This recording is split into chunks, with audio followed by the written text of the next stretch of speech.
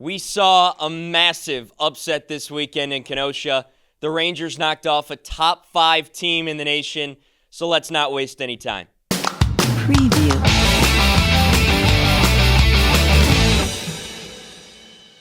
I'm Dominic Liacani, and you're watching the Parkside Press Pass, powered by El Camino Kitchen. And we begin right away with that upset coming from Parkside Women's Soccer.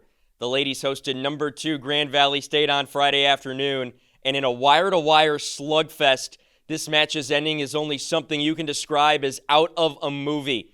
In the waning seconds of the game, a scramble inside of Grand Valley's box led to Emily Mickelson's shot off the post, finding the foot of Ava Rizzitano, and the sophomore buried her 3rd goal of the year to beat the buzzer.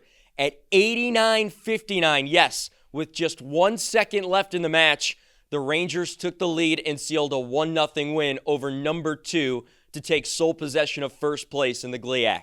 Then on Sunday, it was senior day for the women, who welcomed in Ferris State, and yes, Emily Mickelson did in fact do a backflip during the starting lineups.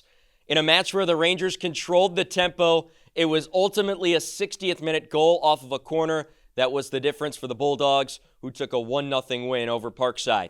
The Rangers now sit at 6-2-1 in conference play and are in second in the standings. With just 5 games remaining in the regular season, they are set to take on Davenport in Big Rapids on Sunday at noon. The men also played 2 over the weekend, closing out their road slate with a loss and a draw. On Friday, the men traveled over to University Center in Michigan to take on second-place Saginaw Valley State, where they would fall 1-0 after a late 88th minute goal from the Cardinals.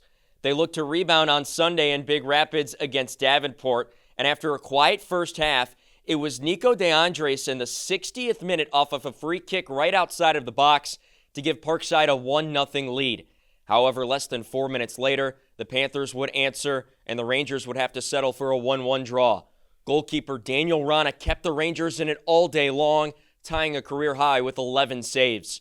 Parkside opens up a 4-match homestand to close the regular season today, welcoming in Northern Michigan at noon before then hosting St. Cloud State on Friday at noon. Let's hit the volleyball court again. The Volley Rangers got back on the right track this weekend at the 2025 Midwest Region crossover in Hammond, Indiana.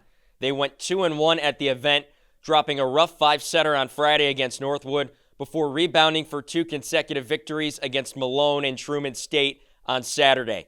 Sam Fish was nearly unstoppable, hitting an incredible .508 with 40 kills over the 3 matches to not only earn all tournament team honors, but her first career GLIAC Offensive Player of the Week award.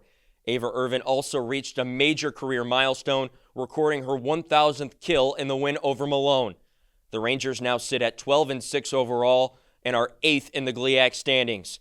They return home to DeSimone this weekend to host Lake Superior State on Friday and Saginaw Valley State for Senior Day on Saturday. And finally, we head back out to the cross-country course, where both men's and women's cross-country competed at the Bradley Pink Invitational down in Peoria, Illinois on Saturday. Starting with the women's side, Parkside placed 9th out of 21 teams, with senior Madison Perez leading the charge, placing 45th and running a 23-23. On the men's side, the Rangers came in 13th of 21 teams, led by sophomore Corey Goff running a 28-12 and placing in the top 100. Both teams turned their focus to the GLIAC Championships on Friday in Grand Rapids, hosted by Davenport. To keep up with all things Ranger athletics this week, make sure you check out parksiderangers.com/coverage. And hey, if you're feeling hungry, make sure you check out our friends over at El Camino Kitchen, located off of Highway 41 on 77th Street in Pleasant Prairie. This has been the Parkside Press Pass.